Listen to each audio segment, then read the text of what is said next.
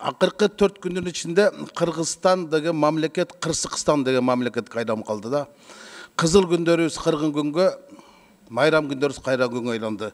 Мен тизмектеп берейин. 5 ноябрда жол кырсыгынан 5 адам, 6 ноябрда 14, 7 ноябрда 4, 8 ноябрда 4, бүгүн таңкы саат 4-тө Токмоктон дагы бир киши о дүйнөгө кетти. Тактап айтканда 5 күндүн ичинде 30 киши жол кырсыгынан о дүйнөгө кетти. Мен түшүнбөйм, мына Кыргызстанда бүгүнкү күндө каскадерлордун кастингке же шумахерлердин тренинг өтүп жатабы. Гилейген 9 миллион карып бар, Нью-Йоркто bir жылда жол кырсыгынан 201 адам өлөт. Бизде bir айда 200 адамга чыгып атпайбы? Президентибиз Алмазбек Шаршенович 17 июлда şu жол кырсыктарына атайын коопсуздук кеңешинин жыйын өткөрүп, ишмерчемдерин тактап талап койгон. Өкмөт башчыбыз Сапар Жумакадырович биринчи эле ишин, өкмөт башчылыгы ишин жол кырсыктары боюнча маселеден койгон. Кана жыйынтык?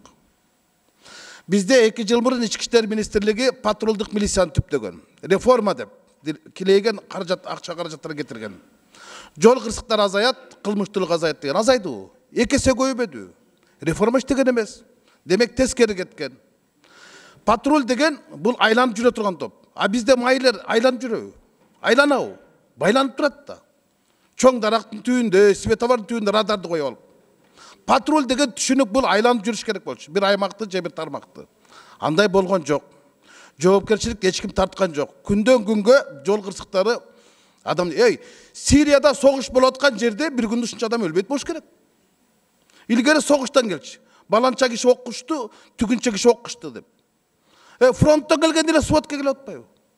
Ички иштер министрлиги эмне кылып атат? Мен ичим жылып атат да ушул Ички иштер министрлигине. Же булар ОПГ менен күрөшүп атабы, же ОПГ булар менен күрөшүп атабы? А реформадан такыр нерсе жок.